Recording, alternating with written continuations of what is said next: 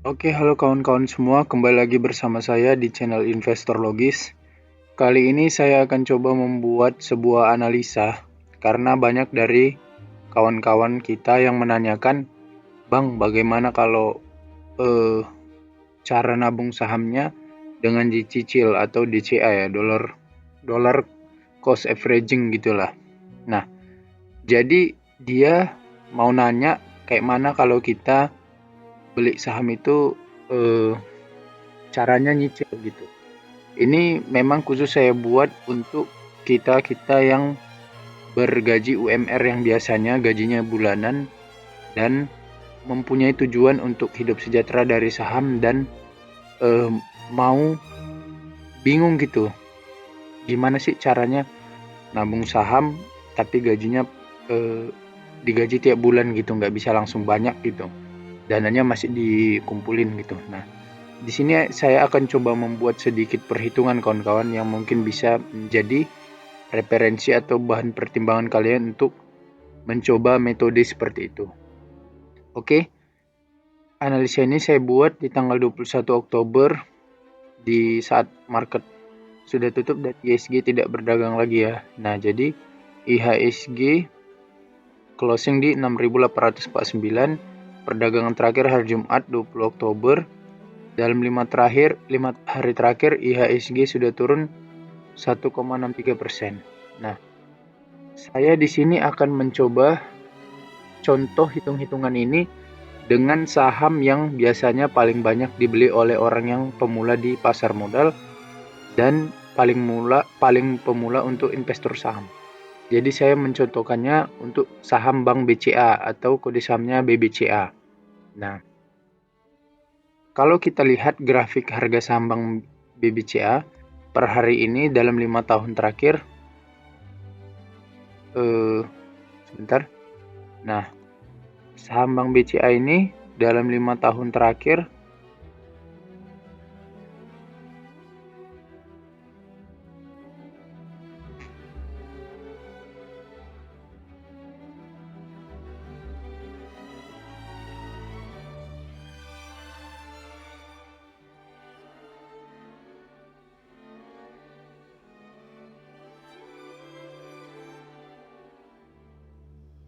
Nah, saham Bank BCA ini kalau kita lihat grafiknya dalam 5 tahun terakhir dia sudah tumbuh 91,98%. Ya mungkin kalau ikut dividen dalam 5 tahun terakhir ini sudah 100% ya. Jadi artinya sudah break even point dalam 5 tahun terakhir orang yang beli saham Bank BBCA 5 tahun yang lalu.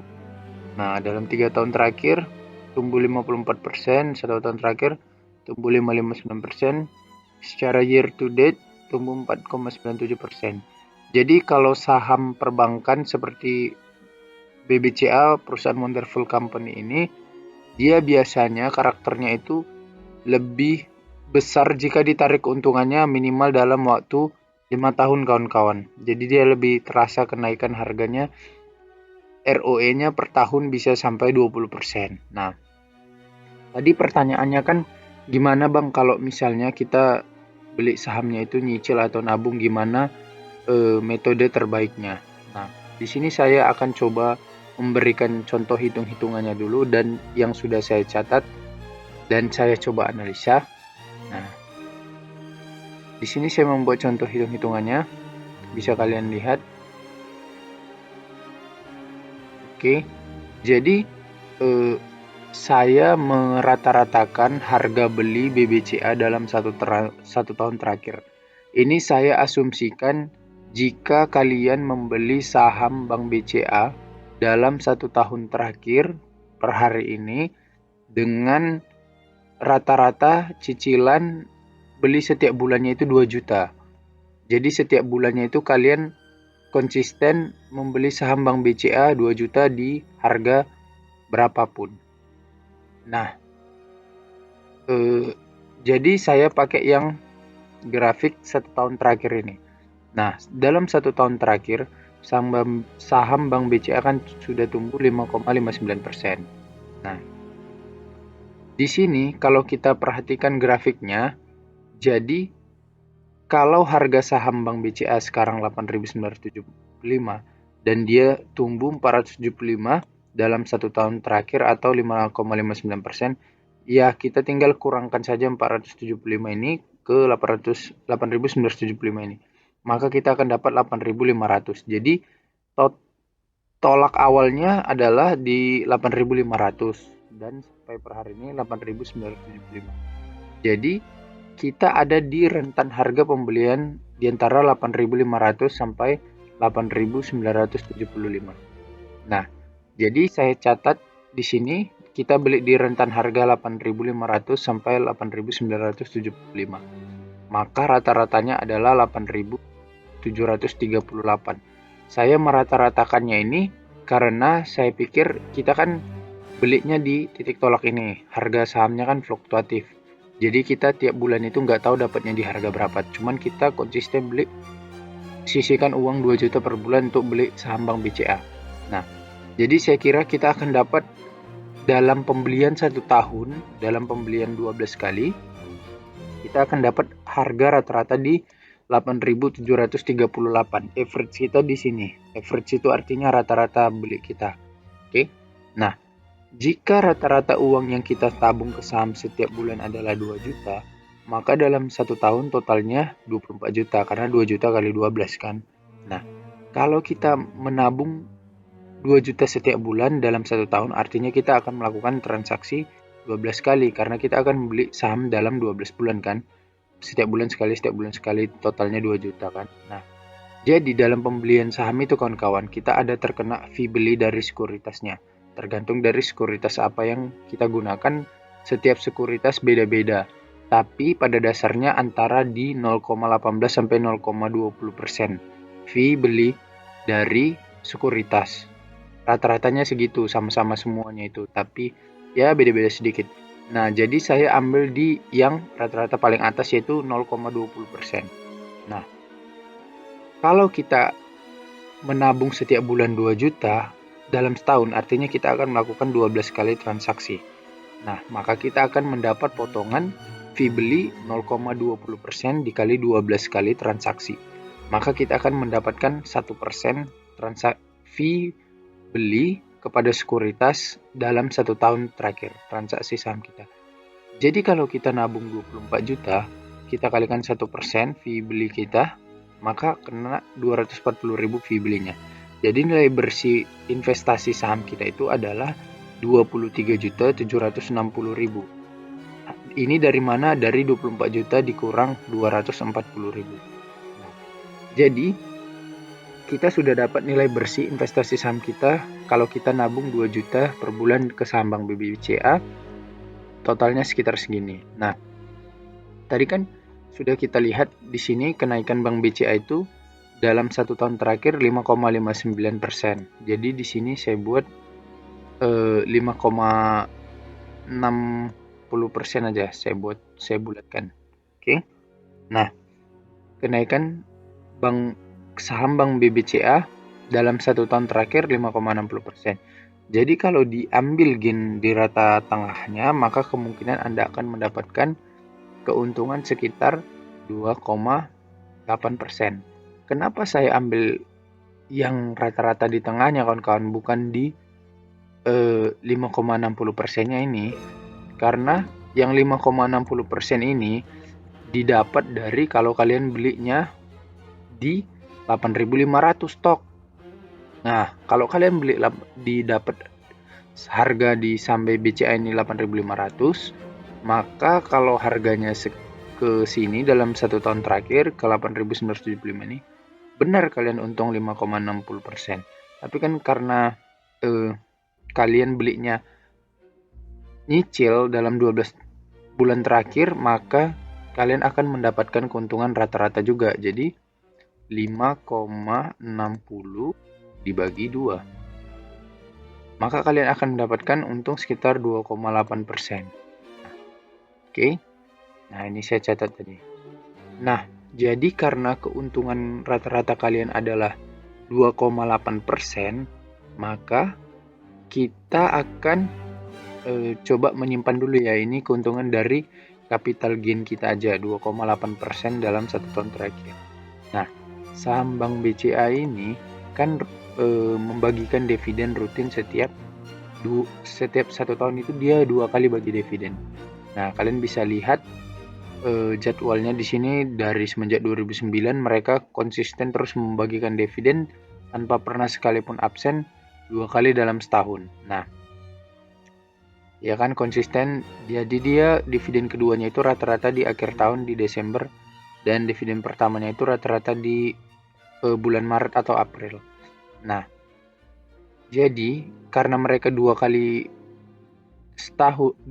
dalam setahun membagikan dividen, maka kita lihat di sini dividen yield-nya berapa.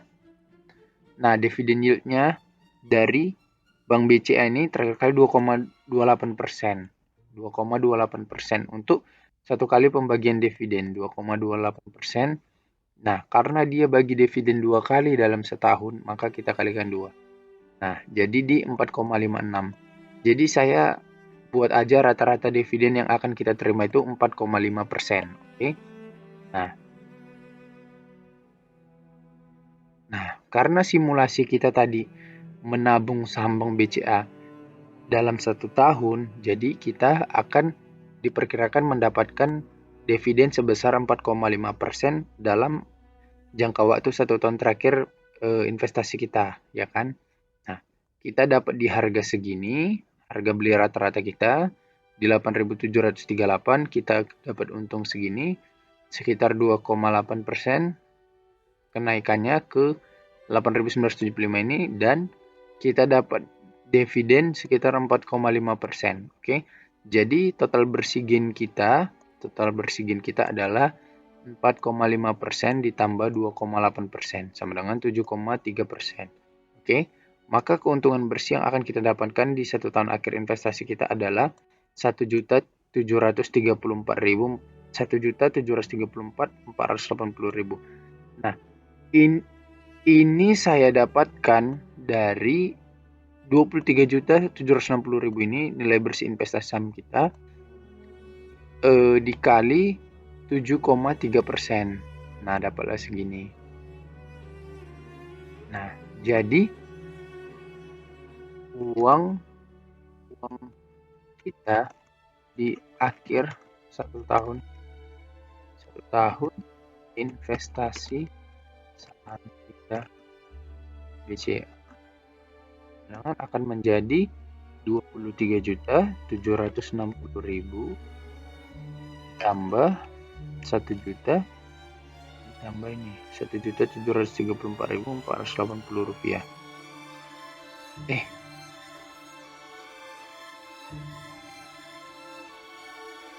Nah, sama dengan kita tambahkan 23.760.000 ditambah 1.734.480, ya kan? Nah, sama dengan 25.494.480.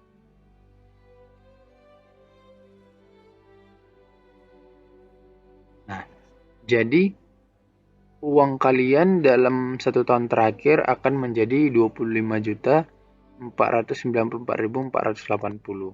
Ini adalah jika kalian menabung saham Bank BCA dengan melakukan pembelian rutin setiap bulan 2 juta. Saya asumsikannya ini 2 juta kawan-kawan karena saya pikir kalau kita gaji UMR 3-5 juta, 2 juta mungkin masih masuk akal untuk kita tabung setiap bulan. Nah, jadi uang kita akan berada di 25.494.480 rupiah di akhir tahun setelah, kalau kita, ini saya asumsikan kalau kita nabung saham Bank BCA-nya dalam 1 tahun ya kawan-kawan, dalam 1 tahun terakhir. Nah, tentu saja kenaikan atau yield dari dividen yang akan diterima itu berbeda-beda, tapi rata-ratanya memang ya mungkin tidak terlalu jauh setiap tahunnya.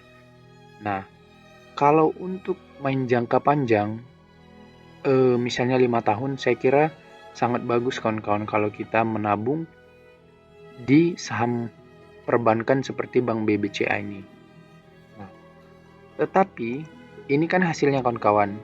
Tetapi saya menemukan atau mencoba memberi solusi yang mungkin lebih bagus lagi kawan-kawan, dan kalian akan mendapatkan hasil yang lebih eh, lebih besar lah kita bilang. Nah, caranya itu gimana? Caranya gini kawan-kawan, menurut saya. Ini kan kalian nabung 2 juta per bulan, sanggupnya, ya kan? Misalnya konsisten 2 juta per bulan sanggupnya. Tuh, konsisten. Oke. Nah, maksud saya kawan-kawan, kalau kita membuka rekening investasi saham kita, nah kita itu kan bisa taruh uangnya di situ tanpa harus kita membeli sahamnya saat itu juga. Jadi maksud saya gini kawan-kawan, kita tetap konsisten menyisihkan 2 juta uang kita per bulan ke dalam menyisihkan 2 juta per bulan ke dalam RDN kita, rekening dana nasabah kita, dompet atau rekening yang kita gunakan untuk beli saham. Nah, di rekening uang yang kita gunakan untuk beli saham ini kan dia bisa juga disimpan kayak seperti rekening biasa. Jadi kalian tetap mengalokasikan dana sebesar 2 juta per bulan, cuman yang membedakannya kalian cara beli sahamnya. Maksud saya, kalian beli sahamnya itu jangan misalnya tiap tanggal 1 nih kalian rutin mau beli sahamnya. Jadi menurut saya kalian lihat aja di titik-titik di mana grafik atau harga sahamnya turun. Misalnya gini. Misalnya gini. Nah, ini kan harga saham Bank BCA hari ini hari Jumat terakhir kali perdagangan buka naik 2,57% kan. Jadi, kalau ada hari yang seperti ini, saham Bank BCA lagi hijau, lagi naik, kalian jangan beli, jangan nyicil. Maksudnya, carilah hari di mana kalian membelikan saham itu, uang 2 juta itu, pada saat harganya lagi turun. Gitu. Nah, ini kan kalau kita lihat dalam 1 tahun terakhir, ada timing-timing di mana saham Bank BCA ini cukup turun secara drastis. Nah, kalau kalian menabungnya 1 tahun terakhir, berarti kita mulai dari 21 Oktober 2022. Oke? Nah, ini kan kalian bisa beli ini di apa ini? Di Januari, pertengahan Januari atau awal Januari ini kan. Awal Januari 2023 sahamnya jatuh ke mungkin ini di kisaran 8 ribuan. Nah, oke. Kalian kumpulkan lagi uang kalian. Oke, di Februari kalian gak usah beli mungkin karena harga sahamnya naik. Tabung tapi tetap alokasikan dananya 2 juta itu ke rekening nasabah kalian. Jadi uangnya udah siap jika suatu saat saham Bank BCA itu turun. Nah, tahan dia uangnya. Oke. Nah, di Maret pertengahan agak jatuh cukup dalam di 8.300-an ini mungkin. Nah, beli, oke. Tabung lagi di April gue beli, Mei gue beli karena naik dia. Nah, tunggu lagi dia. Nah, ini kan jatuh lagi. Ya beli lagi cicil di sini. Nah, jadi maksud saya kalian itu melakukan pembeliannya pada saat harga sahamnya sedang dalam kondisi buruk atau sedang merah atau sedang jatuh gitu. Entah jatuh 2% atau 3%. Nah, itu saat bagus untuk masuk. Jadi jangan pas hijau gitu. Tapi uang yang kalian sudah konsisten untuk tabung 2 juta setiap bulan, ya transfer aja ke rekening dana nasabah investor kalian. Jadi kalian suatu saat harga sahamnya jatuh, kalian tinggal beli sahamnya gitu. Jadi kalian gak usah repot-repot lagi gitu. Nah, itu cara yang bisa saya beritahu kawan-kawan, mungkin akan lebih efektif ketimbang kita misalnya sepakati tiap tanggal 1 belinya 2 juta karena pada saat itu kita mengalokasikan dananya gitu kan kawan. Jadi menurut saya alokasikan dananya tetap konsisten, tetapi momen beli sahamnya itu adalah pas sahamnya sedang jatuh atau sedang turun. Itu pendapat saya kawan-kawan. Jadi kawan-kawan, demikian yang bisa saya sampaikan, semoga bermanfaat untuk kita semua. Jangan lupa untuk terus dukung channel ini dengan cara klik subscribe, dan karena subscribe itu gratis, dan share dan like dan komen semuanya lah. Oke kawan-kawan, biar saya terus semangat memberikan analisa saham yang terbaik. Terima kasih kawan-kawan telah menonton konten ini sampai selesai. Sampai jumpa kembali di video selanjutnya.